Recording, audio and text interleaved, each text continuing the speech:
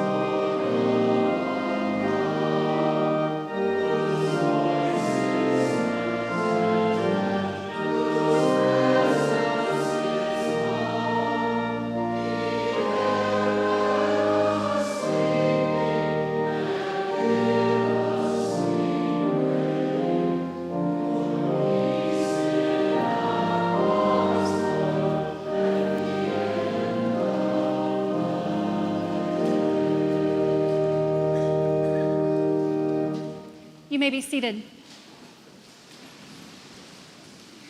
Welcome to Calvary Episcopal Church's Lenten Preaching Series. I'm Catherine Bush, Associate Rector for Formation here in this place. And we are so glad to be here in person and to know that many more are joining us online as well. Welcome, one and all, however you are part of this. As we settle in for a wonderful shared moment of inspiration, allow me to offer a few reminders. Please take a moment to silence your cell phones or anything else that might distract you or those around you from our time here. I'll wait while you check. If you're sticking around for lunch in the waffle shop, we know you'll find good food and great conversation and a number of community providers of gifts and gifts that give back are also in the building. So as you make your way around the building, there's lots to take advantage of. Looking ahead this week, quite unfortunately, Barbara Brown Taylor cannot be with us in person tomorrow due to some health issues. However, she has sent us her beautiful words, and Scott Walters will deliver them on her behalf. And then on Friday, we'll welcome Dr. Scott Morris from Church Health Center. But today is why we're here right now. And our preacher today is Padre Gotuma. And he is, as you may know, a gifted storyteller and a passionate voice for truth-telling and for healing. And I know after you hear him, you'll want to come back again this evening at 6:15 and hear him in dialogue, our podcast conversation. These Wednesday night conversations are full of beautiful, unscripted, surprising moments, and if you haven't experienced them, we encourage you to come back.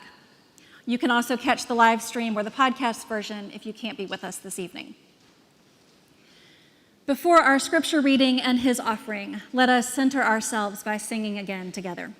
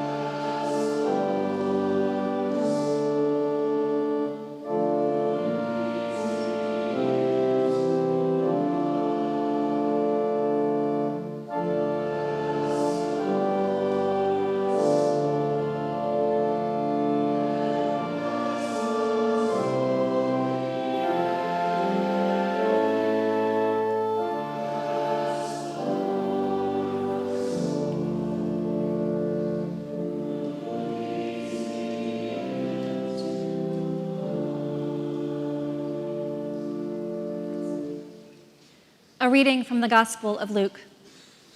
Jesus, full of the Holy Spirit, returned from the Jordan and was led by the Spirit in the wilderness, where for 40 days he was tested by the devil.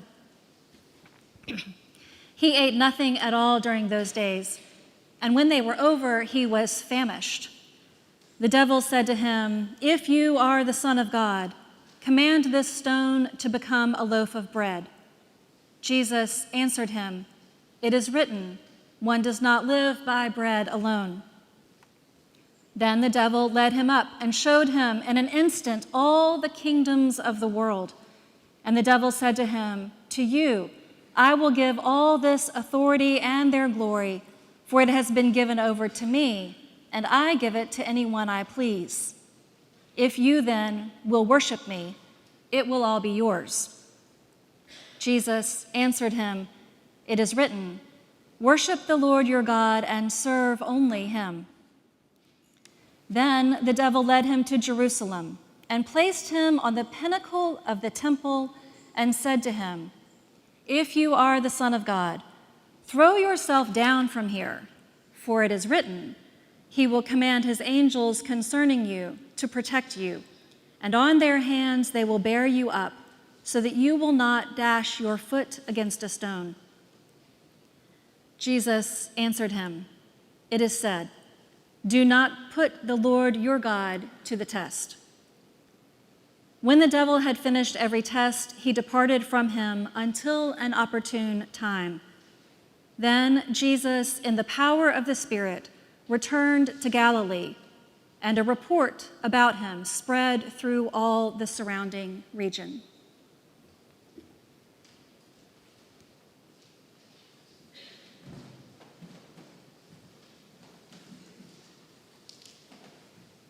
Good afternoon.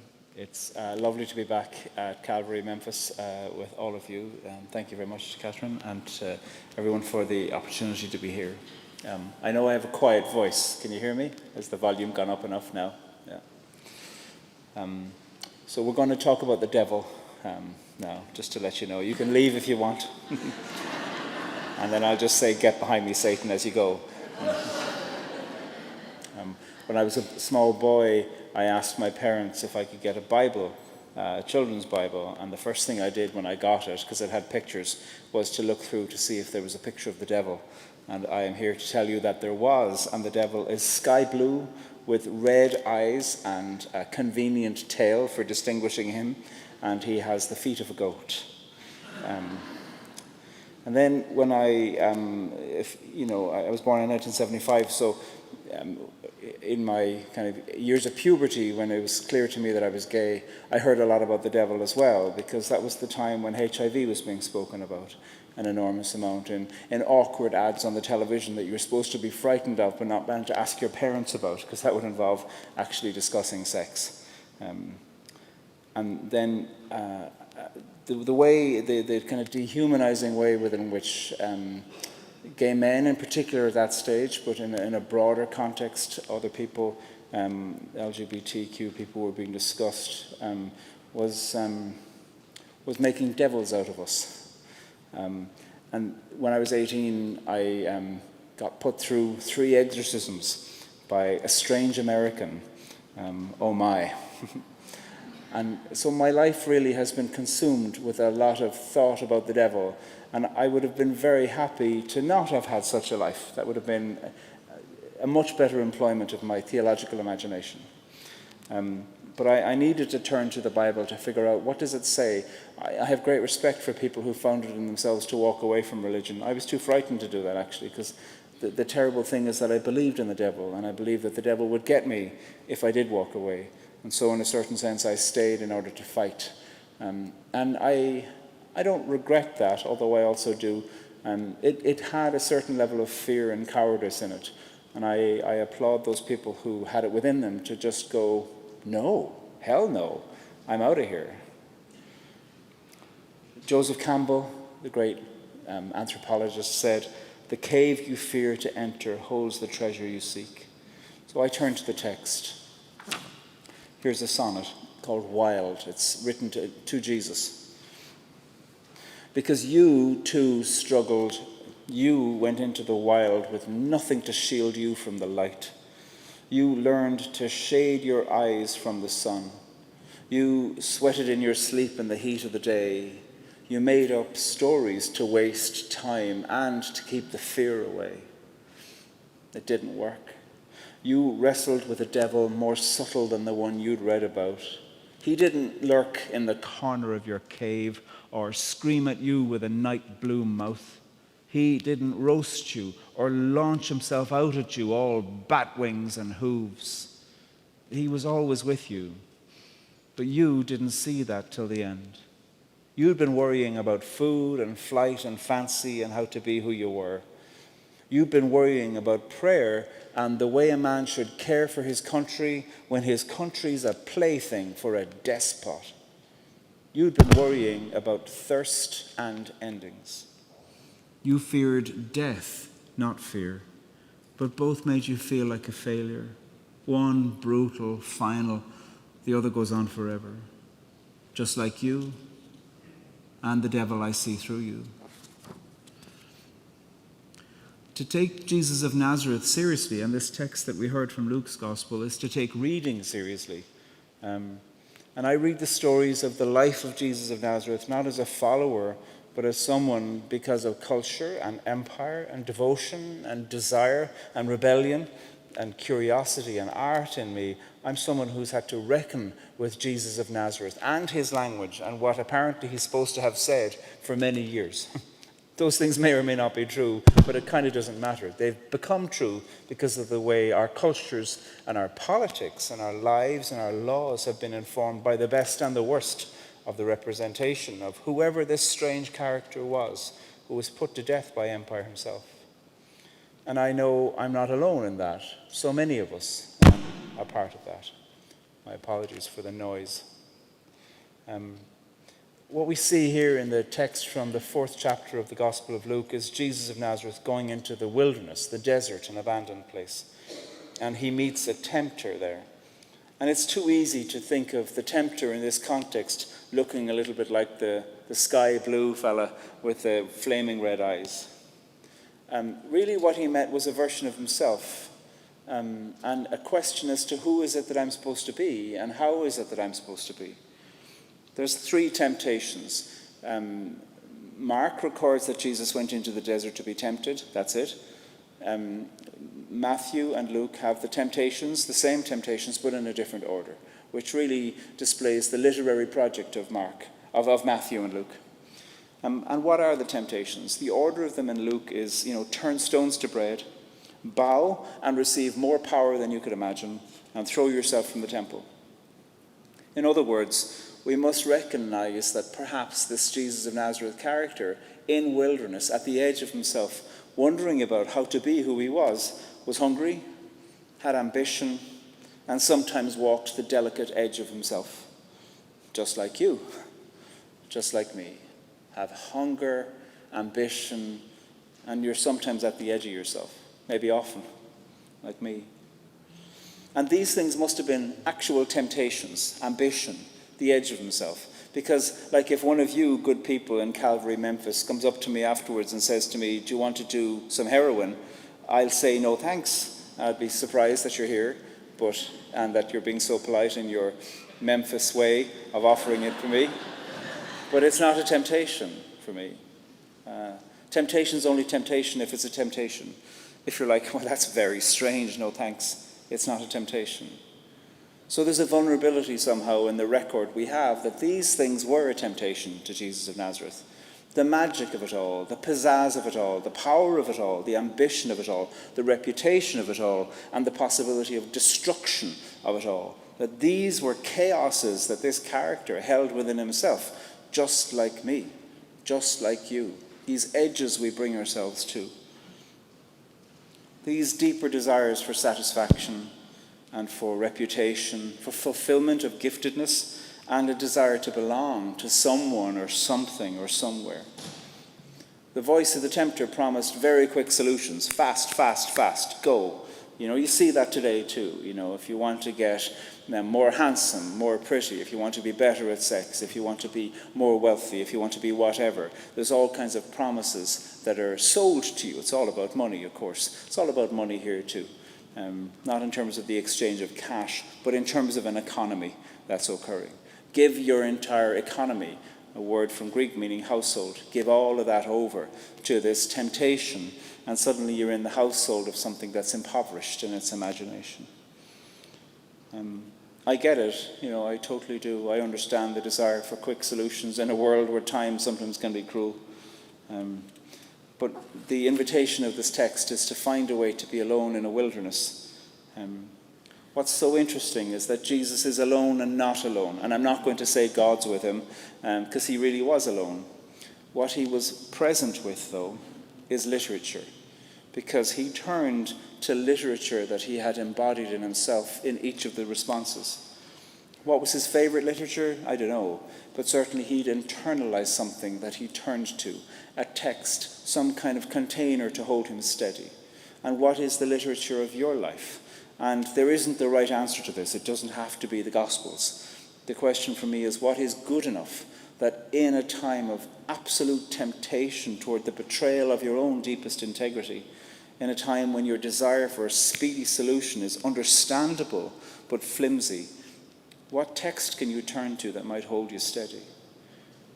One does not live by bread alone, Jesus of Nazareth says to himself, and also worship the Lord your God and serve only him. He's got some kind of talisman, some kind of pillar to which he's holding himself, some recognition that language itself has integrity, even if his own integrity feels like it's on shifting sands. And then also he'll command his angels concerning you to protect you, and on their hands they'll bear you up. He knows these texts, and he's also wrestling with, how do I interpret them? And what do they mean? Jesus is a rabbinical school within himself, certainly in Matthew's Gospel, less so in Luke's Gospel, but definitely he is some kind of rabbinical school. Who am I to be, is the question he's asking himself. There's a linguistic argument you can make that the way that the tempter says, if you are the Son of God, can be interpreted very accurately, less about if you are or not, but more since you are. And as a result of that, to take that interpretation, it isn't am I or am I not, because that's just a binary question, that's easy. But it's the question, the awful question about the future. Given that I believe this about myself, given that I have some kind of capacity, how should I hold it? That's a terrible crisis. Ignatius of Loyola says, no good decision is made between choosing between a good one and a bad one. Choose the good one, for God's sake. That's not difficult, This is saying, how do I discern? How do I make a decision about how to be? And that is a crisis. You know it. Of course you do. To be alive is to know this, to connect with it in some kind of a way. And Jesus seems to be searching for language that's good enough to hold himself to a judgment. And it's a struggle. And the function of the tempter, and the tempter does have that, the function of the tempter is part of the discernment. The devil isn't real, but we make the devil real. And the question is will you listen? And what will you listen to? And that is one of the functions of the devil when it comes to our world. It's far too easy to believe in the devil and therefore to dehumanize people and to say, well, they're just evil, let me write them off entirely. We see what that's doing every day in your own neighborhood, in your parish, although I'm sure this is a perfect parish. You see it in your society, you see it in my society, you see it in global politics. It's far too easy. Lucille Clifton is an extraordinary American poet. She died about 13 or 14 years ago, and she has an 8-part poem called Brothers, and she introduces it almost like it's a piece of drama. And the introduction says, being in conversation in 8 poems between an aged Lucifer and God, though only Lucifer is heard. The time is long after. That's the introduction to this poem, Brothers. You'll find it completely free on the Poetry Foundation website if you want to read the 8 parts. They're shortish, I'm going to read 2 of them for you now. It's a shortish poem. Lucille Clifton, Brothers, is the poem. So this is the second part, and it's called How Great Thou Art. And this is the voice of Lucifer speaking, because the voice of God at no point responds to anything in this 8-part poem. So here's Lucifer. Listen. You are beyond even your own understanding, that rib and rain and clay and all its pride, its unsteady dominion is not what you believed you were. But it is what you are. In your own image, as some lexicographer supposed, the face, both he and she, the odd ambition, the desire to reach beyond the stars is you, the loneliness, the perfect imperfection.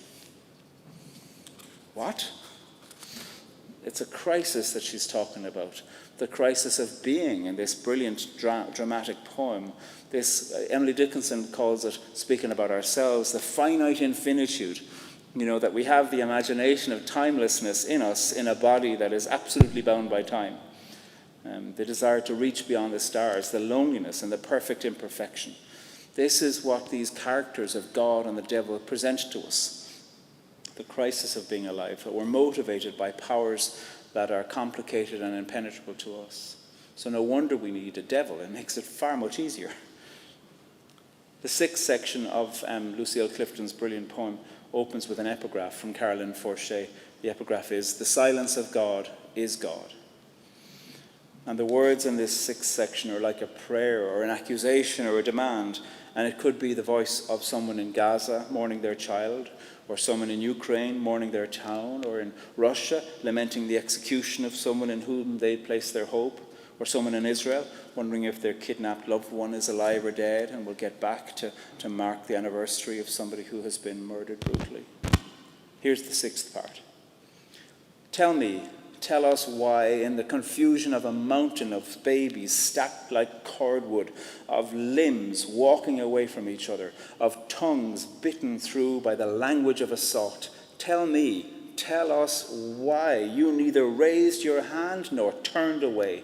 Tell us why you watched the excommunication of that world and you said nothing. Lucille Clifton is placing words in the mouth of Lucifer that brings us into a dramatic dialogue that enlivens the question of being alive. Lucifer, angel of light. Lucille, person of light. She's connecting light and light, dark and dark. How is it that we pay attention to the necessary function of accusation, of accusation, of lament, of rage, of impenetrability, and of a sense of fear and powerlessness that we have? This is part of the function of the devil, not to believe in the devil, but to allow the literary function of the devil to bring us to a better intelligence, how we live and how we wrestle.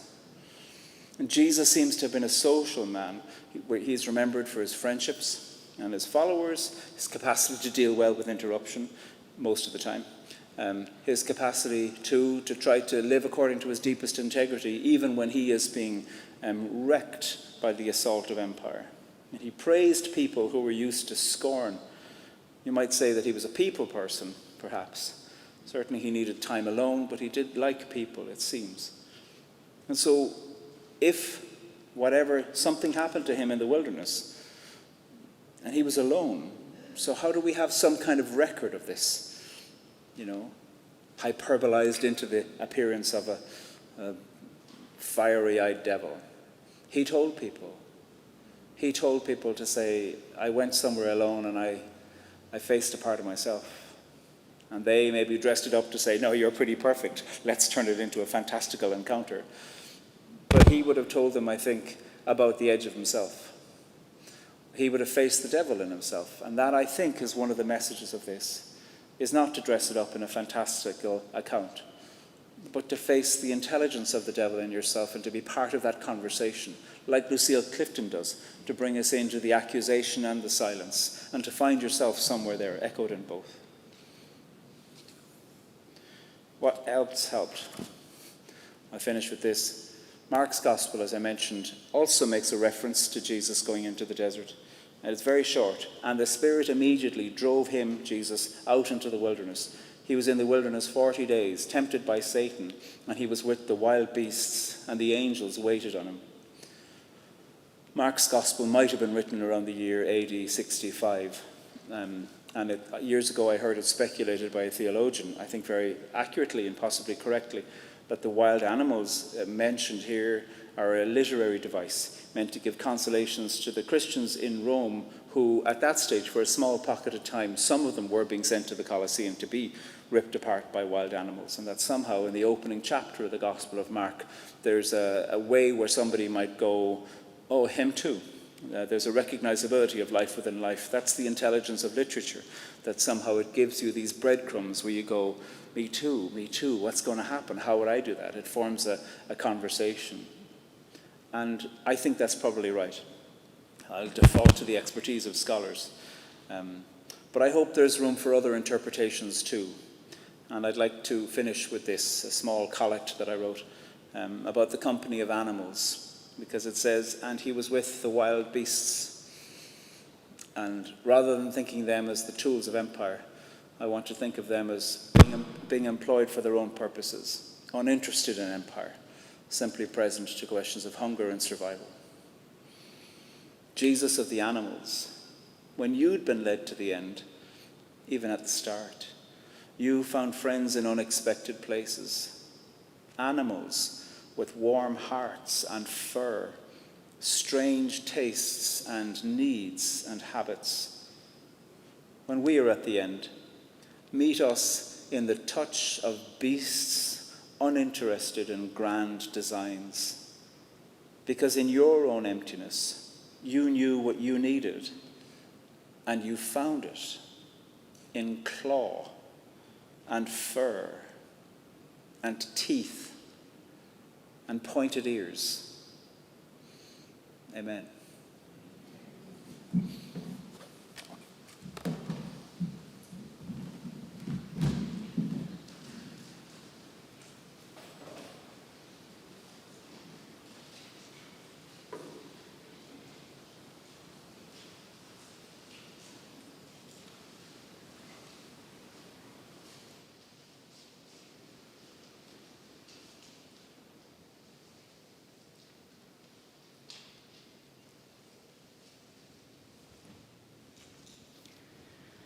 Padraig will be at the foot of the stairs to greet those of you who would like to share a word. Please stand.